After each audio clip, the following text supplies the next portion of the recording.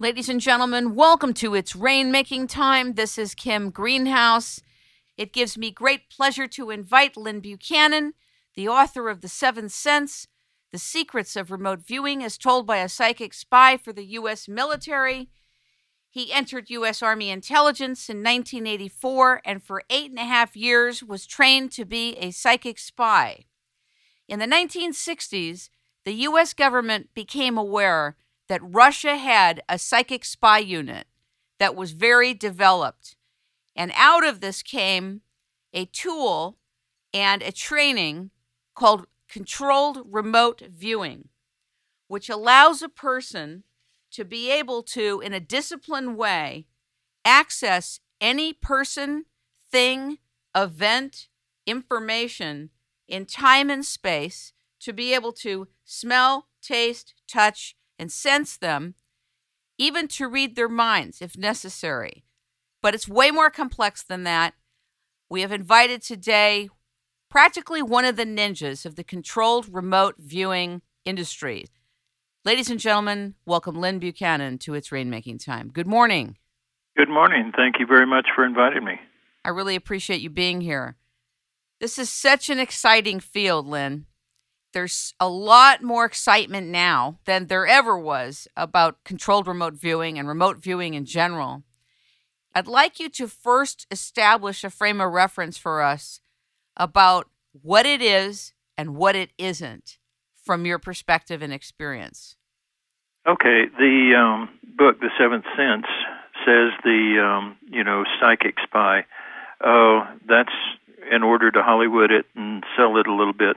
The fact is that it's a science that was developed at Stanford Research Institute out in California in a research project which was in response to the fact that they learned that Russia had basically psychic spies, but that didn't stir any imagination or anything. What stirred the imagination was a man named Penkovsky, one of the workers on it, tried to defect, and when he did, he brought a bunch of the papers with him, and they found out that that's where our classified information was leaking. They had been looking for years for, for spies, ground spies, and moles and all this, and they found out that it was through that a lot of our top secret information was being found out by the Russians.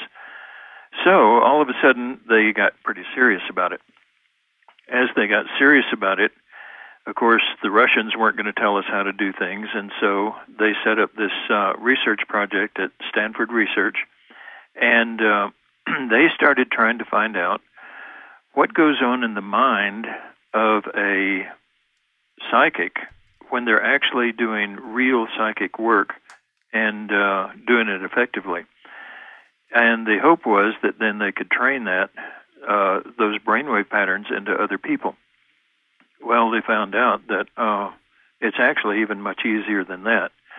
But through the process of that research, they developed a methodology, which is a science, actually, by which a person can emulate the effects and emulate the results of an extremely good natural psychic.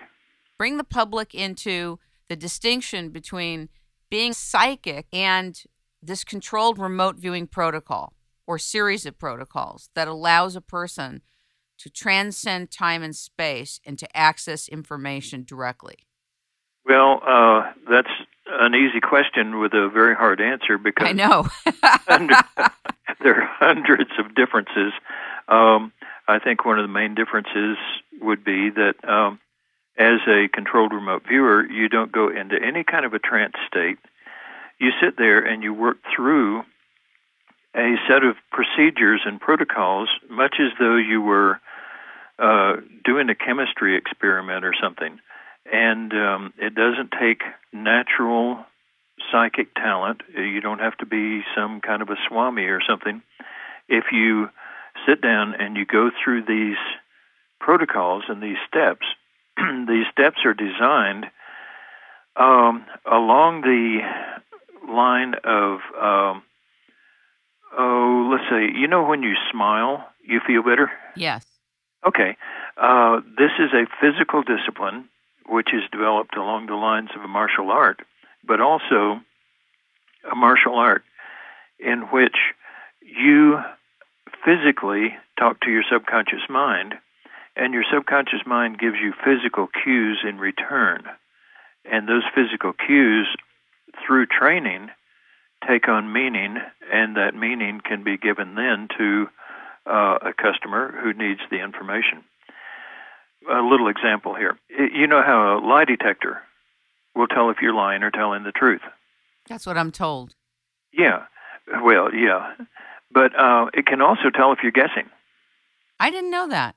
Most people don't, because they don't want you to know that, because they want you to think, that they're in charge of lying and telling the truth and all that. They don't want you guessing.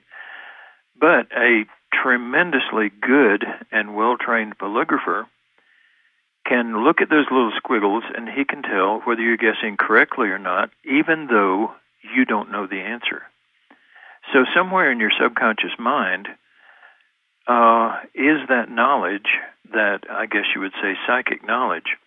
The trick is finding a way to get it to the conscious mind. And one of the facts of life is that the conscious and the subconscious just don't talk to each other. Why do you think that is? I know you're going to explain how they interact, but why do you think that is? I think it's probably some kind of a defense mechanism for us. The subconscious mind is awfully bright, awfully smart, and extremely fast, and many times extremely childish. And I think that, if we were in constant contact with our subconscious mind directly, we might never grow up, Peter Pan, for life. But the fact is that the subconscious mind can talk to the body, and the conscious mind can talk to the body. I can intentionally raise my arm, or let's say I'm not paying attention and something crawls across my hand will jump up before I'm even conscious of doing it. And so since the two can talk to each other, we train the body to be a translator between the conscious and subconscious mind. And we have found that it works extremely well as a translator. It can actually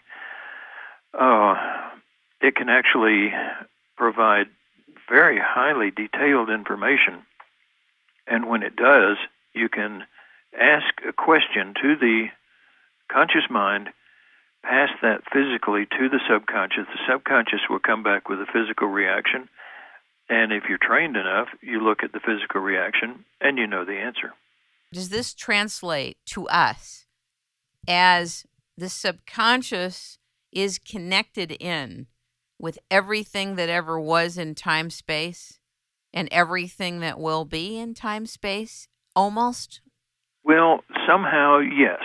Now, people come by and they say, well, where does the information come from? And a lot of people want to say, well, it's spirit guides. And if they say it's spirit guides, I say, oh, well, thank you for that information. If they say it's holograms in the sky, then I say, oh, thank you for that information. And, some say, well, it's the collective consciousness. And I say, oh, thank you. The fact is, nobody really knows where the information comes from. We just know that it comes into the subconscious mind at a very deep level, and that with training, you can bring that information up to the upper level, pass it to the body, and thereby to the conscious mind. So, in a sense, there is a way to transcend space-time in the subconscious that can be trained to go out and gather data. Piece of cake, no problem. Yes, absolutely yes.